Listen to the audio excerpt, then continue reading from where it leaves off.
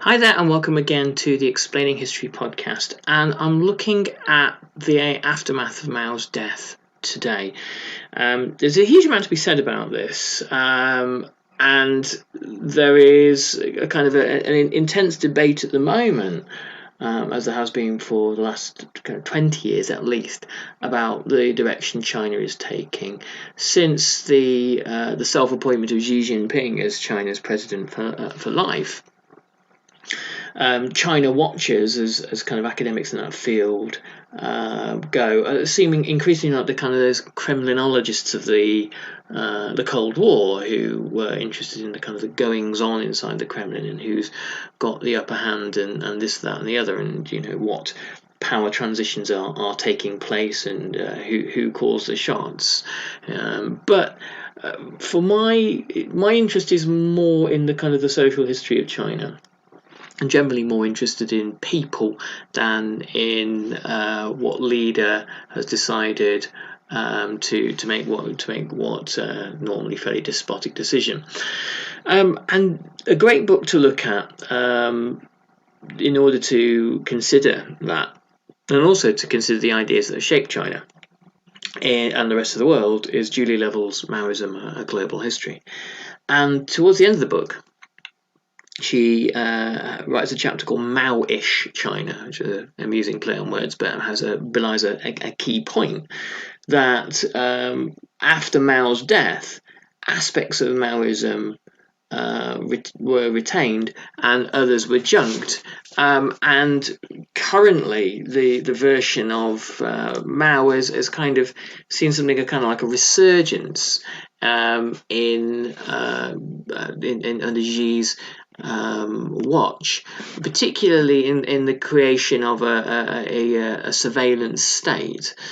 The bits that are kind of being discarded are the relentless war on institutions that Mao brought about in the last 10 years of his life, the Cultural Revolution. China is kind of less, the Chinese Communist Party is obviously for very good reasons less drawn to that. But let's begin by looking at the kind of Mao's immediate aftermath of Mao's death. Julia Lovell writes, in the late 1950s, Mao occupied the northern half of Tiananmen Square. His 6-metre-long portrait, suspended from the viewing platform on which he surveyed admiring crowds, gazed down at his words, inscribed in his own calligraphy, on the monument to the heroes of the revolution.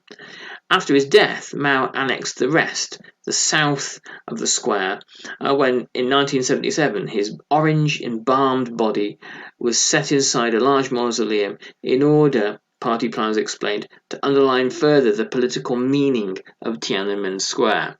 The idea of implanting a meaning on a political or on a geographical space is kind of a hugely important thing to consider when we're looking at mausoleums and public memory and monuments. If you go back a few episodes, probably quite a few now, I did a thing on the statue, the great Stalinist statue, the Motherland Calls, that was established after the Second World War on the site of the Battle of Stalingrad.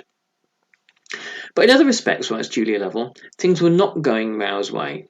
Less than a month after his demise in September 1976, the executors of the Cultural Revolution, the so-called Gang of Four, his wife Jiang Qing and her 3 collaborators Yao Wenyuan, Zhang Chungqiao, and Wang Hongwen, were arrested. Although one of Mao's protégés, the faithful Hunanese Party secretary Hua Guofeng, directly succeeded Mao, he reigned on borrowed time. For Deng Xiaoping, arguably the toughest of Mao's surviving first-generation revolutionary peers, was busy manoeuvring himself into the paramount leadership. By 1980, Deng had mobilized enough support among the party elite to push Hua out of any meaningful position of power. In culture, economics, and foreign policy, the headline story of the 1980s was de-Maoification. The first side of unravelling came in the economy. Already by the early 1970s, some rural communist cadres, perhaps exhausted by the caprices of Central Party directives, had allowed local farmers to escape some of the tyrannies of central socialist planning. Here we must pause for a moment because this is hugely important. There was a thesis put forward, and to be honest, initially I looked at it and I wasn't sure, by Frank Dakota, who wrote Mao's Great Famine, and he also wrote The Cultural Revolution of People's History. This idea that the Cultural Revolution came to an end because of a kind of people's revolution against Maoism. Again, I wasn't sure. I looked at it, I thought, okay, it's a thesis, I'm not wholly convinced, but Julie Lovell is making a similar point here, that by the early 1970s, Maoism had kind of exhausted China. It had, since 1949, over the course of about 25 years, it had caused unimaginable economic hardship. It caused a huge famine. It had been enforced with immense violence, and more than anything else, on a day-to-day basis, which is how people experience things, it had created huge obstacles that the peasants had never previously really encountered, between themselves, the local markets, and how they sustain themselves, and how they manage their time, their energies, and their work.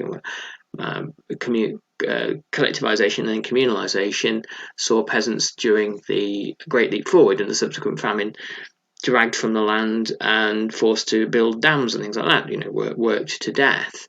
But more significantly, famines broke out for a variety of reasons. One, because there was nobody doing the traditional work of farming.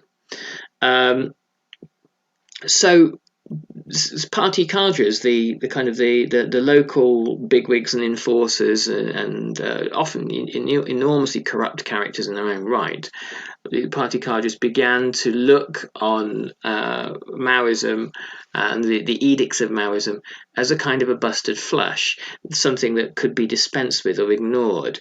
In a way, Mao had created this culture during the Cultural Revolution by saying, challenge authority, challenge bureaucracy. The party itself has become corrupted. This was sort of Mao's kind of epic temper tantrum after having been removed from power following the Great Leap Forward and the subsequent disaster. So that here we have two very well respected historians saying roughly the same thing. So no doubt there is something in it, but it's interesting to see that entrepreneurialism in China never went away. It was there. It was heavily suppressed during the high years of Maoism. But also, entrepreneurialism wasn't the product of Deng Xiaoping. It's kind of there, and in peasant societies across the world, peasants are, out of necessity, enormously enterprising people. She writes, freewheelers carved up individual plots from communes, sowed non-staple crops that were extremely profitable in a growing black market, and returned to sideline occupations such as animal rearing and handicrafts that had been condemned as capitalist since the mid-1950s. There was a probably apocryphal tale, but it's worth telling anyway, of Mao showing Khrushchev around China, probably in about 1957-58, during the beginnings of the Great Leap Forward and the subsequent disaster. And they were going through somewhere in rural China and driving up a road and seeing a peasant selling the last of his possessions for some rice to eat. And Mao said, "You see, that's how it all starts up again. That is capitalism. There's somebody trying to sell things," which is a kind of a very perverse understanding of what capitalism is. And Mao's answer was, that's why we must continue to ruthlessly enforce our kind of state-led Marxist-Leninist Maoist suppression of the capitalist class. And of course, this is just an individual trying not to starve to death. But that was the extent to which all enterprise, all commerce, all exchange was stamped out. In South China, goods supposedly controlled by government monopoly were openly sold privately. Gangs of entrepreneurs roamed the coastline trading in contraband. Deng Xiaoping and his lieutenants, such as Zhao Ziyang, formalized and accelerated this process. By 1982, the communes, the foundation of Mao's economic and political strategy, had been dissolved. There's a debate about Deng Xiaoping, whether he simply looked at the prospects for the future for Maoism and thought, well, the game is up, really. There's no way that we can stop people buying and selling things. There's no way that we can try to, without such a degree of anarchy as will lead to either civil war or a collapse of the country, there's no way we can do any of those things. And perhaps more seriously, as far as the people like Deng were concerned, there's no way we can continue with Maoism without destroying the party, and once again leading to some kind of violent civil war in China. The problem, of course, was what you do about de-Maoification. How and what steps and at what speed do you move away from Maoism? Because the idea that China would embrace free market capitalism in simply one go, well, that wasn't anything that Deng was thinking. Deng Xiaoping had, it would appear, an open mind. He famously said it doesn't matter what colour the cat is as long as it catches mice. And also famously said that socialism, poverty is not socialism, and socialism is not poverty. The point is not to impoverish people. Though Deng was pretty comfortable with the idea that some degree of inequality would return to China. The equality that China had achieved during Mao's years was generally a leveling downwards. Unless you're a kind of party member, then you live quite a nice life. It was about making everybody equally as poor as one another. Deng said that not that some people would get wealthier quicker than others, and that there would be divisions within China. The next point to talk about is the Cultural Revolution. During the Cultural Revolution, books by this is Julia Level writing. Books by and pictures of Mao have been the safest choice of ceremonial gift. In one, perhaps apocryphal story, a couple received 102 copies of Mao's works as wedding presents. Enough portraits of Mao had been manufactured for each Chinese person to own 3. More than 1 billion little red books had been printed. Now billions of volumes of Mao's works were mouldering in warehouses. I think there was a point that Frank Dakota made in his book on the Cultural Revolution that China essentially ran out of the raw materials for making red books, the little plastic red covers, the paper and the ink. So many were produced. Not only were they taking up space needed for post-Cultural Revolution manuals on modernization, Deng Xiaoping was agitated about how far behind China had fallen in science and technology during the late Mao era. They were also responsible for 85 million yuan in bad loans and required the round-the-clock guarding by a specialist army division. Despite their best efforts, about 20% of Mao's books succumbed to cracking and mildew thanks to unsteady temperatures. The CCP, the Chinese Communist Party, resorted to radical solutions. On the 12th of February 1979, the propaganda department banned the sale of the Little Red Book and, barring a few copies to be held in reserve, ordered all extant volumes to be pulped within 7 months. Up to 90% of the remainder Mao-era political books were turned into mulch, including the entire run of the 5th volume of Mao's selected works. These kinds of things couldn't be done without a broad popular consensus. There was, of course, a significant body of people in China who mourned Mao, who mourned his passing and grieved for him. And there was public protestations of grief in Tiananmen Square long after he passed away. But Demaoification wouldn't have been possible without a broad agreement that the Mao years, for the most part, had been a terrible disaster. Often for many years, the party line was that Maoism had been 2/3 bad and 1/3 good. And a number of other kind of quite opaque answers to a difficult question.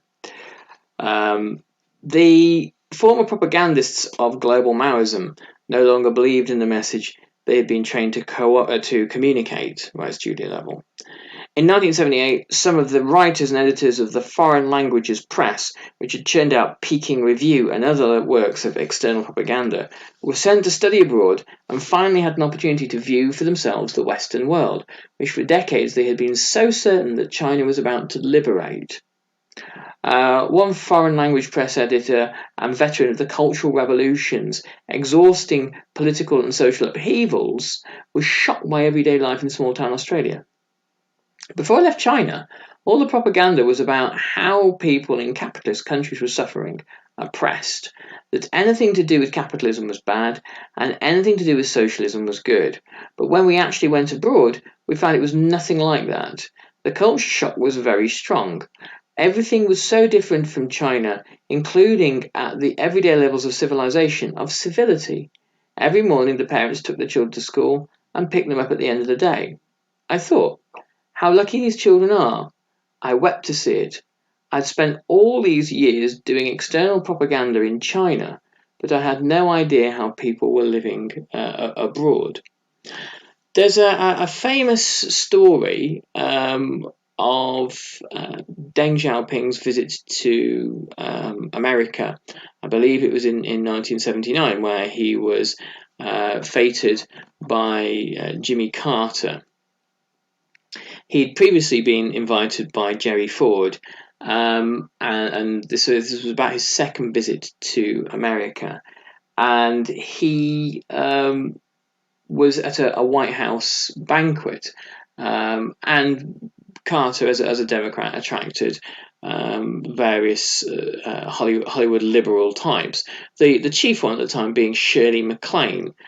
Shirley MacLaine is mentioned in a number of books about Western views on China.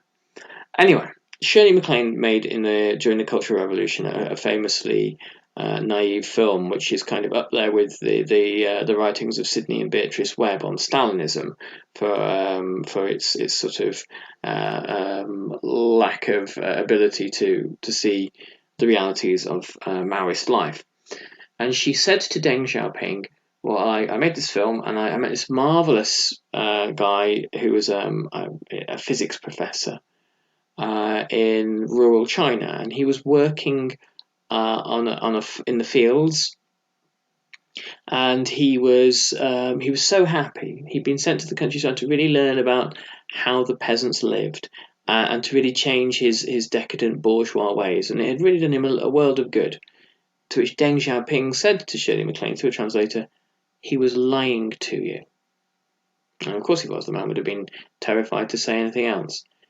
And then he finished off by saying, professors should be in universities teaching students, and ended the conversation. And just as there were Chinese propagandists and journalists during the Mao era who had a skewed version in their heads of what the West looked like, there were also Western intellectuals and liberals who had a kind of a wildly misleading idea of what Maoist China was like.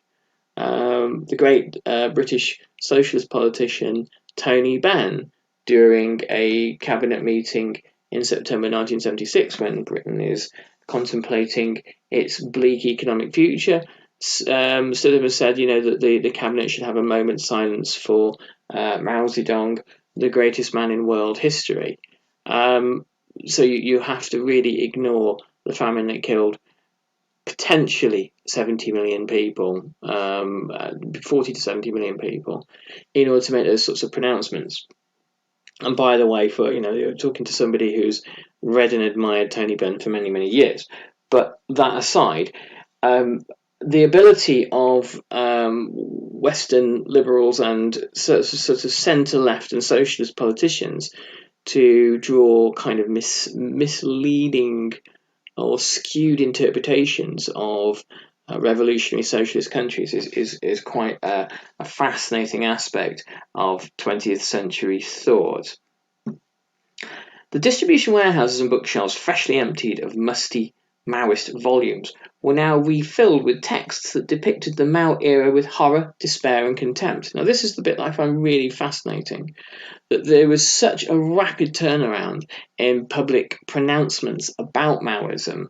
There was a period in the early to mid-1980s when if you had suffered under the Cultural Revolution, you could really be outspoken, you could really say it, and you could really denounce. The cultural thaw produced a smorgasbord of styles and genres, from semi-abstract poetry to magical realist fiction and absurdist drama, but most converged on their opposition to life under Mao.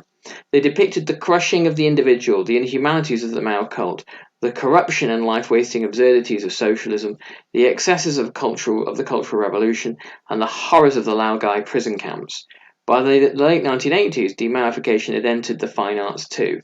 Zhang Hongtu, in his Material Mao series, featured the helmsman in a series of undignified postures, disguises and colorations.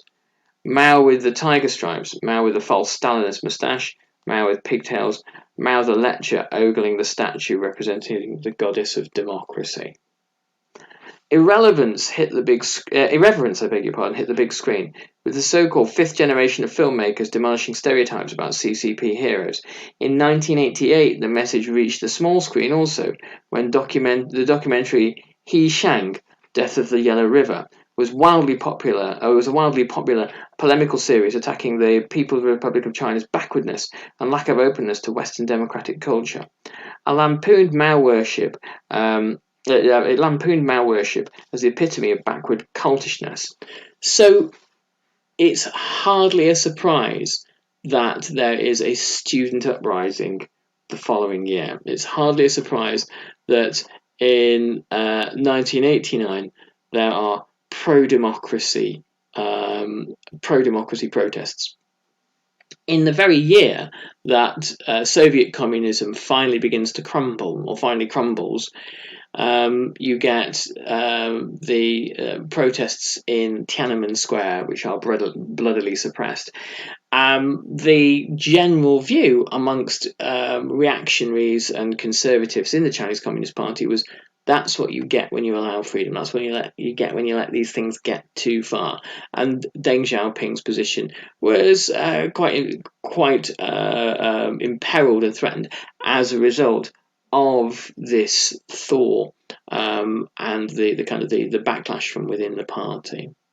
Anyway, I'm going to finish there. I hope you found that useful, and I do want to talk more about Deng Xiaoping because I think on the podcast generally he's slightly overlooked, and his significance as a 20th century figure and the importance of his reforms, if you will, to China are one of the key aspects shaping the current reality that we live under. Anyway, thanks very much for listening. Do check us out at www.explaininghistory.org, and also if you can back our Patreon, which raises a little trickle of money for the podcast, that'd be awesome too. Thanks so much. All the best. Bye-bye.